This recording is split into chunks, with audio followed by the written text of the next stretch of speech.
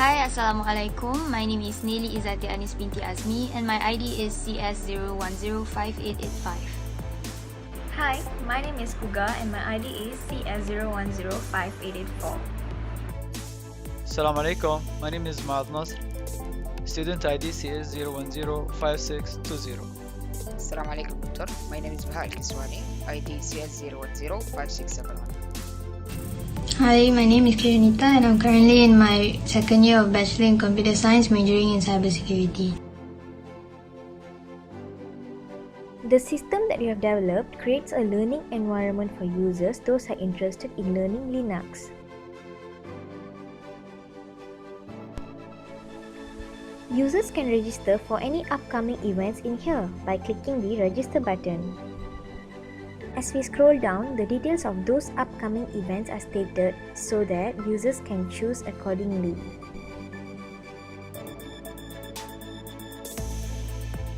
For instance, if I'm interested to join this network security and management workshop, I should register first and then log in into the page. The function of both login and sign up page will be explained further later during the demo of normal login. Another main function of the system will be for admin, where they can sign in using the default username and password created.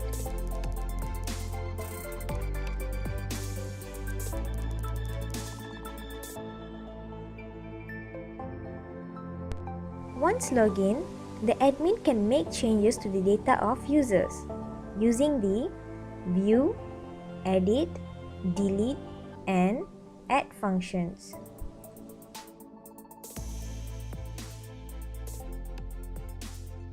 Now, I'm going to demonstrate a normal login process. The first thing that users need to do is register for an account. They should fill up their details. Once they click the register button, they will be redirected to the login form where they need to fill up their username and password. If the username or the password is incorrect, it will display an invalid username or password message. Users need the correct credentials to log in. Once they click the login button, they will be redirected to this page where they can view their information, such as their first name, last name, email address, and so on.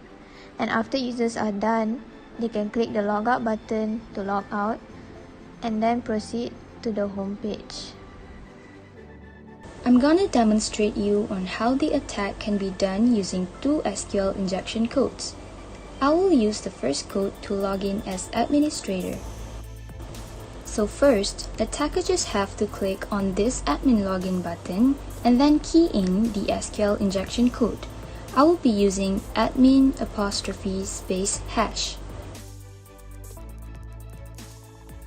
Once the attacker has successfully logged in, attacker can then click on this users button and then click on the all users button. Here, attacker can do two actions, either delete any user from the event or update users' details.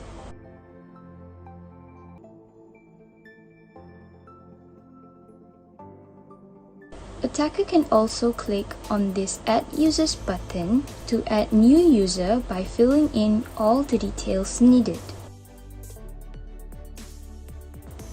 Next, I'm gonna demonstrate the attack where attacker can log in as user by using the second SQL injection code. The code is 'OR'1' equals to '1'#. Once attacker has logged in as user, attacker can click on the Your Info button to check on existing users' information. My friends have finished explaining about the system. Now I'm going to explain the admin login code and how we can secure it. This is the admin code. First, we use include to include the connect.php file, which is store all the information of the connection to the database.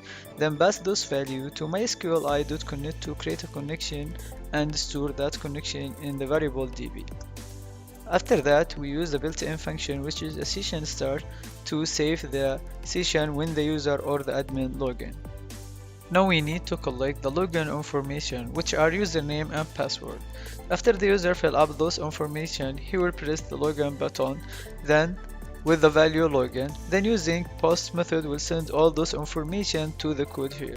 The code here will check if the submit is empty or not. If it's not empty, we'll start to assign the username to the username variable and the password to the password variable. After this, we need to compare the collected information with the information stored in the database by executing the query select all from the table admin, where the username equal this username and the password equal the encrypted password in the database. As we can see here, that when we store the password, we store it encrypted using MD5, and we are going to store all those values in the login query.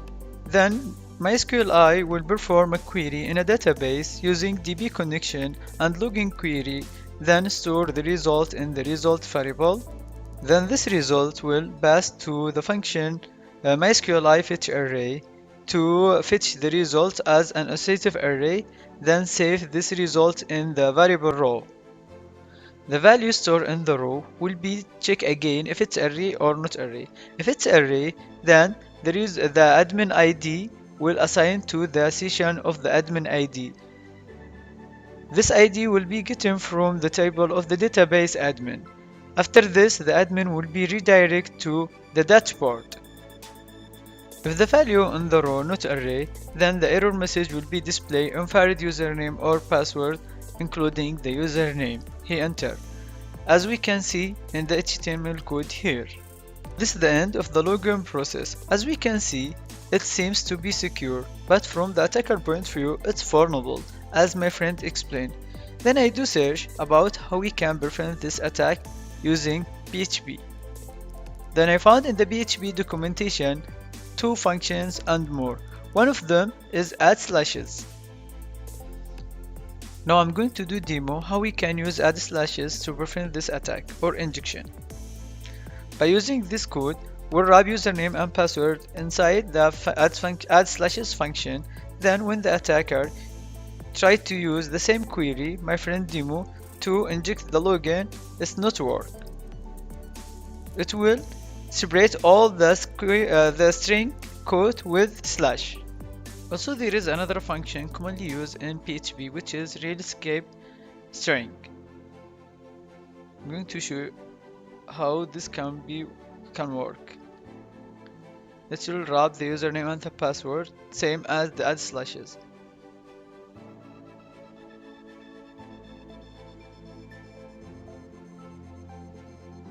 The attack cannot work here also. Then I will show you how you can use both add slashes with real escape.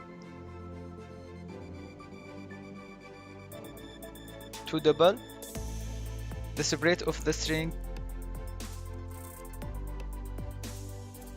Now we can see here the value is double slashes compared with add slash or real escape string function.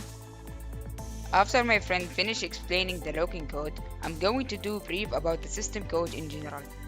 This is the dashboard HTML code that will the admin redirect after login.